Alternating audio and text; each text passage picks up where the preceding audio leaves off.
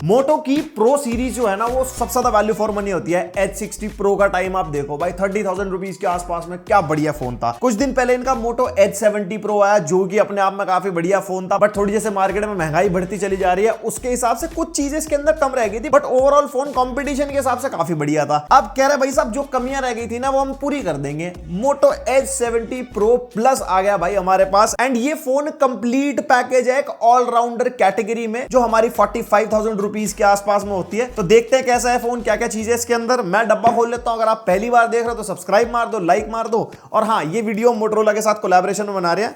मैं डब्बा खोल लेता हूं। तो यहाँ भाई कुछ ऐसा डब्बा हमारे को मिल जाता है जिसके अंदर से ऑब्वियसली एक फोन, लेकिन कोई भी प्री अप्लाइड स्क्रीन गार्ड नहीं है यार, होना चाहिए। उसके अलावा एक 90 वॉट का PD charger with C2C cable, एक सिम एजेक्टर पिन और साथ में थोड़ी पुस्तकी बातचीत। एंड भाई इसके अंदर सिर्फ एक ही वेरिएंट हमारे को मिलेगा 12256 GB, जिसकी प्राइसिंग 47,999 है। ऑफर वगैरह के बाद जो भी प्राइसिंग होगी मैं स्क्रीन के ऊपर डाल दूंगा। और इस फोन के साथ ना मोटो पेन अल्ट्रा भी लॉन्च हो रहा है 5,999 रुपीज में। अगर किसी को स्टाइलस वगैरह चाहिए तो टिल डिटेक्शन, पाम रिजेक्शन के साथ 4096 प्रेशर पॉइंट्स के साथ ही आता है, तो आप ये फोन भी स्टाइलस के थ्रू यूज कर पाओगे। कोई नोट टेकिंग करनी हो, फोन पे कोई स्टाइलस के थ्रू काम करना हो। एंड डिजाइन पे अगर नजर मारते हैं, मेरे पास H70 प्रो भी है भाई, ditto same to same phone आपको दिखाई देंगे। बट हाँ कलर की अगर बात करूं, H70 प्रो प्लस में हमारे को 3 कलर मिलेंगे। एक पैंटोन ज़िनफिंडेल जो हमारे पास है, एक तो भाई साहब नाम इनके में तो प्रोनाउंसिएशन गूगल से देखनी पड़ रही है। एक पैंटोन सौमी सी, एक पैंटोन चिकरी कॉफी। इनके नाम बोलने के लिए अलग से ट्यूशन रखनी पड़ेगी हमारे को। कलर्स तीनों बहुत बढ़िया लग रहे हैं, और जो मेरे पास कलर आप देख सकते हो यहाँ पे एकदम मैट से फिनिश मिल जाती है। प्रोबेबली प्लास्टिक बैक है, और जो फ्रेम हमारे को वो भी प्लास्टिक में मिल जाता है। और फोन एज ऑलवेज जैसे मोटोरोला की लुक्स होती है उसी को फॉलो करता है। यहाँ पे मोटो H70 प्रो के साइड बाय साइड अगर हम देखते हैं ना, बिल्कुल सेम सा ही फोन है। In hand feel as it is हमारे को सेम मिलती है। वही कर्व्ड डिजाइन है बैक से, फिर फ्रंट से भी हमारे को कर्व डिस्प्ले मिल जाती है। इन हैंड फील बहुत कंफर्टेबल है। फोन का साइज 6.78 इंच है, बट स्टिल आप फोन 100 यूज कर पाओगे बिकॉज हॉरिजॉन्टली इतना ज्यादा ब्रॉड नहीं लगता फोन। बाकी ऊपर डॉल्बी एटमॉस की ब्रांडिंग, इधर AI की मिल जाएगी। यहाँ पे वॉल्यूम बटन, पावर बटन, नीचे स्पीकर, एक टाइप C 2.0 का पोर्ट, एक सिम ट्रे जिसके अंदर आप डुअल नैनो सिम डाल सकते हो। और फोन ज्यादा हैवी भी नहीं है, 190 ग्राम्स के आसपास इसका वेट है, और थिकनेस 7.19 mm है। एकदम पतला पतला सा, मतलब पकड़ने में मजा तो आता है। और इसके अंदर डुअल स्टीरियो स्पीकर्स हैं। एक सैंपल सुनो,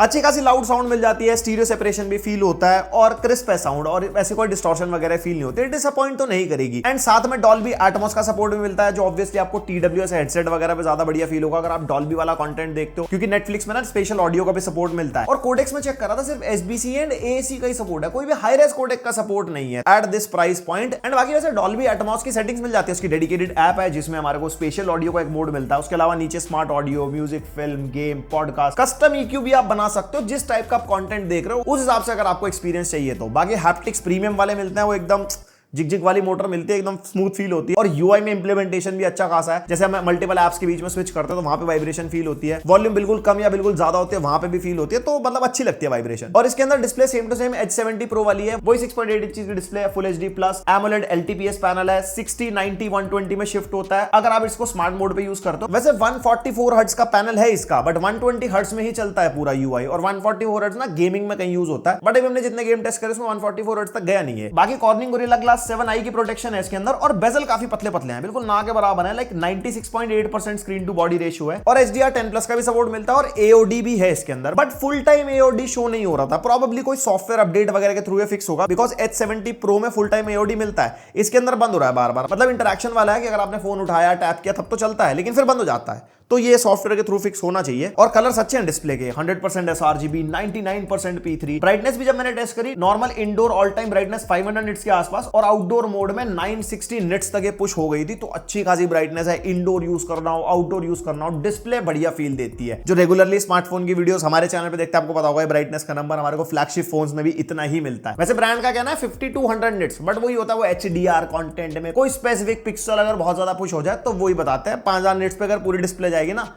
अंधे हो जाओगे भाई साहब देखने में। और मल्टीमीडिया की परफॉर्मेंस बढ़िया है। HDR की परफॉर्मेंस जैसे मैं देख रहा था 4K 60 HDR का सपोर्ट मिलता है यूट्यूब पे। कोस्टा रिका हमने चलाया, बढ़िया डायनामिक रेंज है, प्रोसेसिंग अच्छी है, brightest part, darkest part, colours भी अच्छे दिखाई देते हैं। और नेटफ्लिक्स में हमारे को स्पेशल ऑडियो का भी सपोर्ट मिलता है, तो साउंड एक्सपीरियंस भी अच्छा मिलता है इसके अपने स्पीकर्स में भी। बाकी तो TWS हेडफोन लगाओगे तो और बढ़िया आएगा ही। एंड वाइड वाइन L1 के साथ आता है, तो OTT पे मैक्सिमम रेजोल्यूशन में कंटेंट आप देख पाओगे। नेटफ्लिक्स में HDR कैपेबिलिटी नन दिखा रहा था, लेकिन जब हम कंटेंट प्ले कर रहे थे वहां पे HDR10+ का सपोर्ट था, तो प्रोबेबली कोई सॉफ्टवेयर ग्लिच वगैरह है, ये बाद में फिक्स हो जाएगा, मतलब HDR का सपोर्ट तो मिल रहा है। बाकी मल्टीमीडिया में डिस्प्ले भी अच्छी है, स्पीकर्स भी कॉम्प्लीमेंट करते हैं, मल्टीमीडिया एक्सपीरियंस बढ़िया। और इसके अंदर भी सेम ही चिपसेट है, Dimensity 8500 extreme with LPDDR5X RAM and UFS 4.1 storage. But जब मैंने इसकी रीड एंड राइट स्पीड देखी ना, वो मेरे को H70 Pro से थोड़ी सी बेटर मिली। आप कंपैरिजन स्क्रीन पे देख भी सकते हो। और better read and right speed से आपका फास्टर इंस्टॉलेशन हो जाएगा एप्लीकेशन का, विद इन डेटा अगर आप शिफ्ट कर रहे हो फोन में वो फास्ट हो जाता है, या फिर एप्स की ओपनिंग एंड क्लोजिंग ही क्यों ना होगी, वो सब आपकी फास्टर स्टोरेज पे वेरी करती है। जैसे पीसी लैपटॉप में HDD SSD होती है ना। मैं 70 Pro Plus का कंपैरिजन नहीं कर रहा, मैं ओवरऑल बता रहा हूं कि जितना बेटर UFS वाला फोन होगा ये फायदे मिलते हैं। और 17 5G के बैंड्स है, हमने जियो का सिम चलाया, कोई दिक्कत नहीं आई कनेक्टिविटी में। Wi-Fi 6E है, ब्लूटूथ वर्जन 5.4 है, NFC का भी सपोर्ट मिल जाता है, कोई टैप एंड पे वगैरह आपको करना हो। And yes, optical fingerprint scanner भी मिलता है जो ठीक ठाक काम करता है। और फिंगरप्रिंट की जो पोजीशन है ना, वो बॉटम में है बिल्कुल, तो थोड़ा उंगली को ना नीचे की तरफ लाना पड़ता है। वैसे मेरे को ना ये वाली पोजीशन ज्यादा कंफर्टेबल लगती है, आपको कौन सी कंफर्टेबल लगती है कमेंट करके बताना। बाकी जब परफॉर्मेंस टेस्ट करा तो अंतुतु में 2 मिलियन प्लस स्कोर निकाल के देखेगा। Geekbench 6 के नंबर्स आप देख सकते हो। OpenCL for GPU, wild life extreme stress test निकाला, स्टेबिलिटी 44% के आसपास थी, but best and lowest loop score आप देख लो। अगर किसी फोन वगैरह से कंपेयर करना हो नंबर्स वगैरह तभी हम दिखाते हैं। बाकी CPU थ्रॉटल टेस्ट जब किया 15 और 30 मिनट्स में कुछ ऐसा लाल लाल नहीं हुआ ग्राफ, ग्रीन और येलोइश साइड गया था। एंड गेमिंग में BGMI हमने स्मूथ पे एक्सट्रीम पे टेस्ट किया, एवरेज 118 FPS दे गया था। और हम सारे गेम्स 10-10 मिनट टेस्ट करते हैं, लेकिन लगातार टेस्ट करते हैं, तो टेम्परेचर पे आप फोकस रखना। अभी टेम्परेचर हमारा 39 डिग्रीज के आसपास तक गया था। कॉल ऑफ ड्यूटी में लो पे अल्ट्रा मिल गया था हमारे को, यानी कि 90 FPS, वही 89.5 FPS मिल गए थे हमारे को यहाँ पे। गेंशिन इंपैक्ट में हाईएस्ट सेटिंग्स हमने सेट करी और FPS को 60 पे कर दिया था, यहाँ पे भी एवरेज 59.7 FPS ही मेंटेन कर गया। टेम्परेचर अभी हमारे 40 डिग्रीज तक चले गए थे। वुदरिंग वेव्स में ग्राफिक्स को क्वालिटी पे हमने रखा एंड 54.1 FPS मेंटेन कर गया। यहाँ पे टेम्परेचर थोड़े हायर साइड चले गए थे, 43 डिग्रीज के आसपास।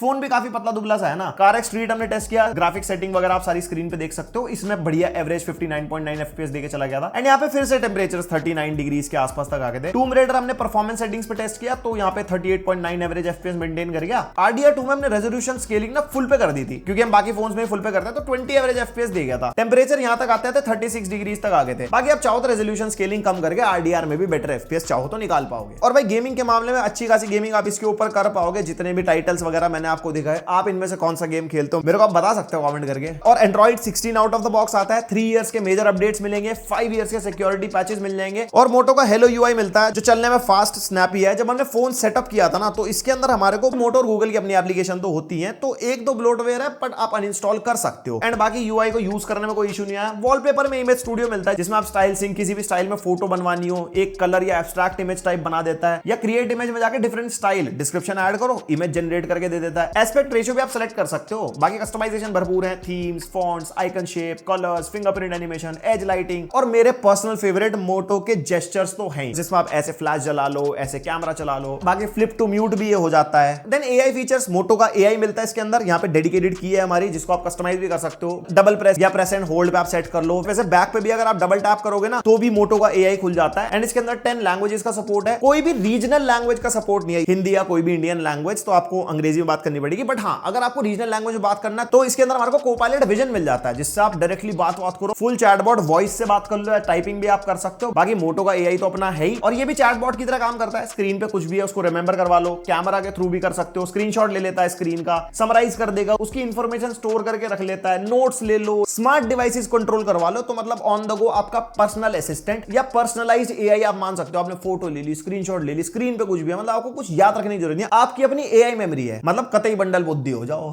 और इसके अंदर भी सेम 6500 mAh की बैटरी है, H70 Pro की तरह, और साथ में 90 वॉट की टर्बो चार्जिंग जो एडाप्टर आता है इसके बॉक्स में। और ये भी 10 to 11 आवर्स का स्क्रीन ऑन टाइम दे देता है ऑन बेसिक यूसेज, मतलब एक दिन का बैकअप आप आराम से निकाल पाओगे। अगर बहुत ही हल्का यूज कर रहे हो तो एक दिन से ज्यादा भी। और हाँ, जो चीज H70 Pro में नहीं थी वो इसके अंदर है, that is wireless charging. 15 what की वायरलेस चार्जिंग को सपोर्ट करता है। बाकी हाँ, 5 वॉट की रिवर्स वायर्ड चार्जिंग करनी हो तो वो तो आप कर ही पाओगे। देन एक चीज जो H70 Pro में मिसिंग थी वो इसके अंदर है, that is triple camera setup. यहाँ पे 50 मेगापिक्सल प्राइमरी सेंसर है and 50 megapixel 3.5x periscope sensor. Periscope missing था H70 Pro के अंदर से, जो कि इसके अंदर डाल दिया है। एंड 50 मेगापिक्सल फ्रंट सेंसर मिलता है विद ऑटो फोकस। और अगर फ्रंट कैमरा से वीडियो बनाओगे, आप कुछ व्लॉगिंग वगैरह करने का मन बने, कुछ इस तरीके से आउटडोर में रिकॉर्ड कर रहे हैं, हवा भी चल रही है, और माइक का अंदाजा लगा सकते हो बिकॉज माइक फोन का यूज हो रहा है। 4K 60 FPS में रिकॉर्ड कर रहे हैं। वैसे हम क्वालिटी कैसी लगी बताओ जरा, वीडियो की भी और भाई की भी।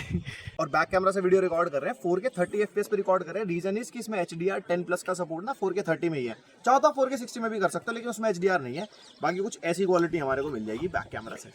तगड़ी धूप में भाई साहब 40 डिग्री में मेहनत कर रही, सब्सक्राइब कर दो इसी बात पे। और कैमरा सैंपल से अगर स्टार्ट करें तो कुछ ऐसी क्वालिटी हमारे को मिल जाएगी। सबसे पहले जैसे अल्ट्रा वाइड है यहाँ पे, तो डे लाइट में फोटोज अच्छी लगती हैं, थोड़ी सी वार्मर टोन तो मिलती है हमारे को। जैसे हमने डे लाइट आउटडोर में काफी सारे सैंपल लिए थे यहाँ पे, और मल्टीपल फोटोज है। डायनेमिक रेंज वगैरह अच्छी है, जैसे आप स्काई देख सकते हो, सनलाइट के अगेंस्ट जैसे फोटो खींची तो शार्पनेस वगैरह भी अच्छी मिल जाती है। एज एन अल्ट्रा वाइड अच्छी फोटोज है। और कलर जो है हमारे ज्यादा पंचियर साइड तो नहीं है, थोड़े ब्राइटर साइड आप कह सकते हो। जैसे आप ग्रीन अगर देखोगे बहुत ज्यादा ऐसा पॉपी भी नहीं है, जैसे स्काई भी हो गया तो इतना ब्लू भी नहीं है। तो जहाँ पे कलर टोन्स है ना, तो नेचुरल साइड है, थोड़ी वार्मर साइड जाती है ऑब्वियसली। फिर उसके बाद जैसे हम ह्यूमन सैंपल्स वगैरह देखते हैं, इसके अंदर भी स्किन टोन्स वगैरह अच्छी मेंटेन हो जाती है। एंड उसके अलावा जो फोटो में डिटेल्स वगैरह वो भी अच्छी है। और मल्टीपल सैंपल्स ये अल्ट्रा वाइड से, अल्ट्रा वाइड अच्छा लगता है, समहाउ प्रोसेसिंग बढ़िया लगती है, थोड़ी मतलब ऐसे सोशल मीडिया रेडी फोटोज लगती है। अगर आपको पोस्ट करना है ऑन द गो पोस्ट भी कर सकते हो। और उसके बाद अगर लो लाइट में देखोगे तो लो लाइट में मल्टीपल सैंपल्स वगैरह लिए थे। ऑब्वियसली अल्ट्रा वाइड है, इतनी डिटेल्स तो नहीं मिलेगी, प्रोसेसिंग वगैरह अच्छी खासी हो जाती है, बट यहाँ पे अच्छी फोटोज आप खींच सकते हो। इवन अगर आप ह्यूमन फोटोज वगैरह भी देखोगे तो यहाँ पे ठीक ठाक फोटोज मिल जाती है अल्ट्रा वाइड के अंदर। फिर आया था हमारा प्राइमरी सेंसर, जो हमारा 24mm फोकल लेंथ है, उसके अंदर भी सिमिलर फोटोज हमने क्लिक करी है। एंड अल्ट्रा वाइड और प्राइमरी में थोड़ा सा यहाँ पे हमारे को कलर शिफ्ट मिलता है, और इसके अंदर भी काफी सारे सैंपल हमने लिए। और प्राइमरी में मेरे को एक चीज फील हुई, जो प्रोसेसिंग है ना उसके अंदर आई थिंक इंप्रूवमेंट की नीड है, बिकॉज डायनामिक रेंज थोड़ी सी यहाँ पे ऑफ लगी। जैसे आप ये वाला शॉट देखो, डार्केस्ट पार्ट के अंदर डिटेल्स नहीं है जहाँ पे पेड़ वगैरह है, और ब्राइटेस्ट पार्ट इतना ज्यादा प्रोसेस्ड नहीं है। लेकिन हमने जैसे मल्टीपल सैंपल्स निकाले तो रिजल्ट ऊपर नीचे हो रहे थे, तो प्रोबेबली ये अपडेट वगैरह के थ्रू फिक्स हो सकता है। देन यहाँ पे ह्यूमन सैंपल्स आ गए, यहाँ पे ह्यूमन स्किन टोन्स अच्छी निकल के आ जाती है, और ह्यूमन स्किन टोन्स के साथ साथ जो बैकग्राउंड है वो भी सही से प्रोसेस हो जाता है। उसके अलावा यहाँ पे और फोटोज भी है जो हमने टीममेट्स के साथ खींची थी, और इसके अंदर भी जो कलर प्रोसेसिंग है वही जैसे अल्ट्रा वाइड की थी वैसी है। इंडोर वगैरह के शॉट्स आ गए यहाँ पे, प्रोडक्ट्स के या फिर ह्यूमन शॉट्स वगैरह अगर लेते हैं तो प्राइमरी सेंसर भी अच्छी डिटेल्स वगैरह कैप्चर तो देखो कर देता है। और यहाँ पे भी जो कलर प्रोसेसिंग है वो ऐसे कुछ ओवर बूस्टेड या पंचियर साइड नहीं है, थोड़े वार्मर साइड रहते हैं। एंड यहाँ पे नेचुरल टोन्स में कहूंगा। एंड सेम अगर लो लाइट में आते हैं तो लो लाइट में यहाँ पे हमारे को प्राइमरी सेंसर में डिटेल्स अच्छी मिल जाती है, प्रोसेसिंग भी ठीक ठाक है। थोड़ा सा हाँ ये है कि हाईलाइट्स वगैरह कभी कभी बूस्ट हो जाती है, जैसे यहाँ पे पेड़ देख सकते हो तो थोड़ा व्हाइटिश साइड चलेगी कुछ लीव्स वगैरह, बट समहाउ कुछ अदर फोटोज में अच्छी आ जाती है। जैसे लैंप वाली फोटो आप देख सकते हो, लाइट कंट्रोल थोड़ा ऑफ हो गया था, बट ओवरऑल फोटो के अंदर डिटेल्स वगैरह अच्छी है। बट समहाउ दूसरी फोटोज में अगर देखोगे तो कई जगह लाइट कंट्रोल सही भी हमारे को मिल जाता है। एंड ह्यूमन सैंपल्स भी अगर हम देखते हैं तो उसके अंदर भी हमारे को ठीक ठाक डिटेल्स मिल जाते हैं लो लाइट में। फिर उसके बाद 2x आ जाता है, जो 1x का डिजिटल जूम है, कोई ज्यादा डिफरेंस नहीं है, बस सेम ही शॉट्स को आपको एक्स्ट्रा फोकल लेंथ पे लेने हो, बेसिकली 48mm पे आते हैं, तो डिजिटली एक जूम लेके आप कुछ इस तरीके की फोटोज वगैरह क्लिक कर सकते हो। इसमें भी हमने काफी सारे सैंपल लिए थे, और ये एक डिफरेंट फोकल लेंथ होती है, तो आपको एक डिफरेंट पर्सपेक्टिव मिल जाता है अपनी फोटोज का।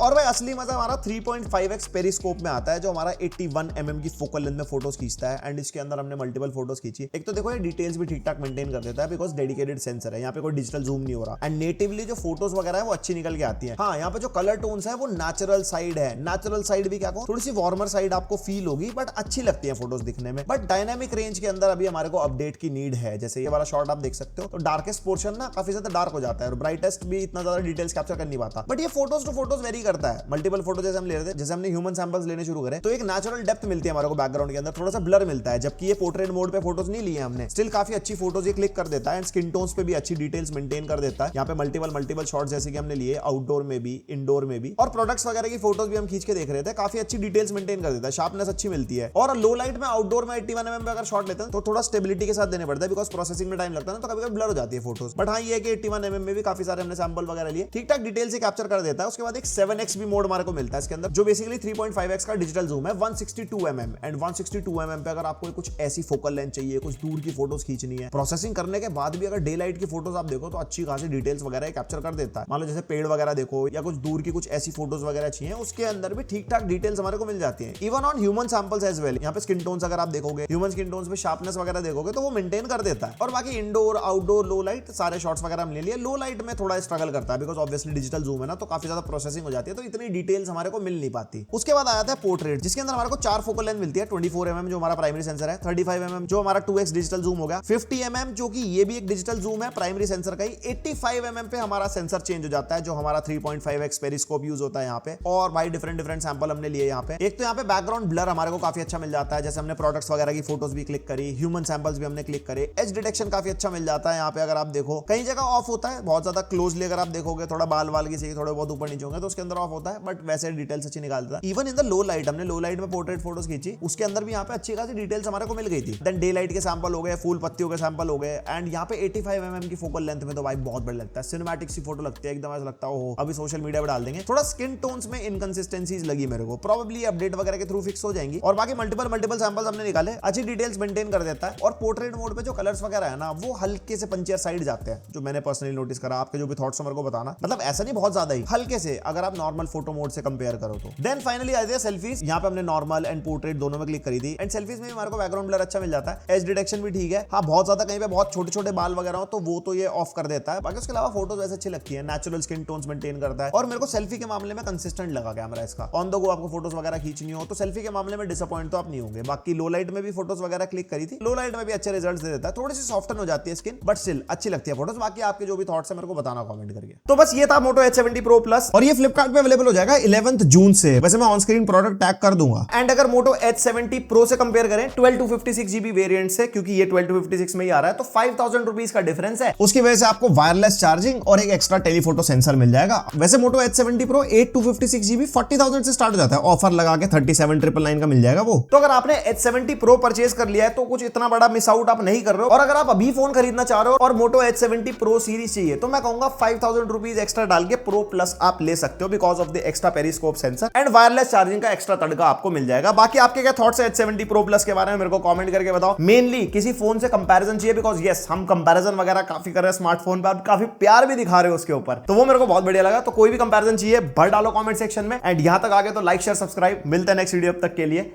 बाय।